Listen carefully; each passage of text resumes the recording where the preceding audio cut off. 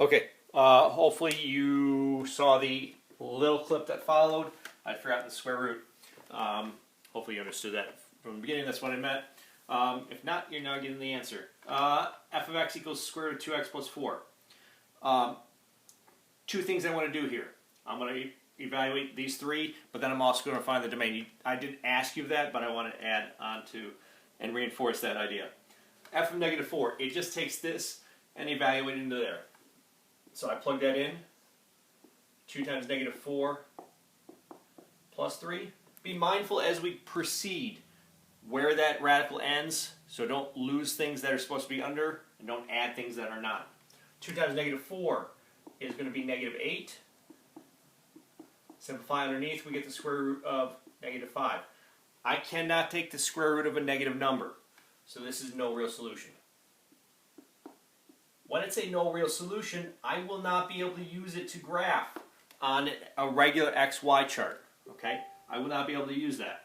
If I continue here, I get 2 times 12 plus 3. That gives me the square root of 2 times 12 is 24 plus 3. 24 plus 3 is square root of 27. Now, we're going to have ways to evaluate and simplify further down the line. Right now, that's an exact value. I'm going to look for the decimal value, and I said to 3 places. So here's what I need. I need to take the square root of 27.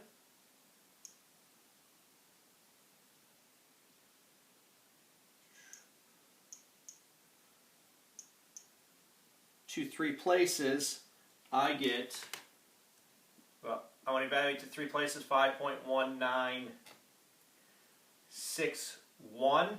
What I usually do as a habit, if I know I want to look to 3, I write the next one, or the fourth one. If I want to look to 4, I look to 5. I write the next one as a subscript. If it's 1 or 0 to 4, I drop it off. 5 or above, I round off. So I drop that off.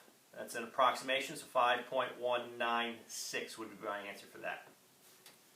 For the next one, if I plug in 27, I get 2 times 27 plus 3. I get 54 plus 3. I get square root of 57. Well, that's not one of the perfect squares that I recognize. So this is, again, probably one that would be asked to evaluate to 3 digits, or whatever I would have asked. Let me clear. Square root of 57. And I get 7.549. There's the place I'm looking for a third. I look at the fourth, which is 8. So I get approximately 7.5. Now, here's the thing. I'm rounding that 9 to be 10. Well, therefore, that's going to make that, I'm going to carry that one place over, so that 4 is going to become a 5. That could happen. If that 4 was a 9, I could continue the process. Round to 10, round to 10. So this becomes 5. 7.5. That becomes a 5. That becomes a 0. That's approximation. Okay? So those are the values you should have gotten for your U-try.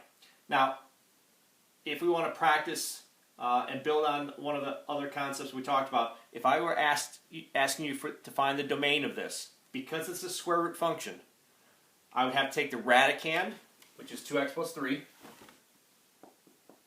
and I can set that greater than or equal to 0. Remember, if this was a cube root, the domain would be all real numbers. If it was a fifth root, the domain would be all real numbers. What I can do is now solve this. Subtract 3.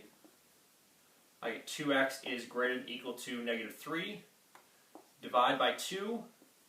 I get x is greater than or equal to negative 3 halves. So the first value that I could plug in would be a negative 1/2. And it had to be all values greater than that. So that tells me, that would have told me that I would have gotten no real solution here. If I have this and this is negative and I divide by negative, remember, if you multiply or divide by negative, you could switch the inequality. When that happens, we could see the graph open up in a different way. Okay, so this is the end of that U-try. Build it on the domain. Remember, finding the domain works in this fashion. works when this is a square root, when this is a 2. If it's a 3, 5, etc., the domain is all real numbers. Okay. We're going to pick up on the next clip with conversions of rational exponents, or converting to rational exponents.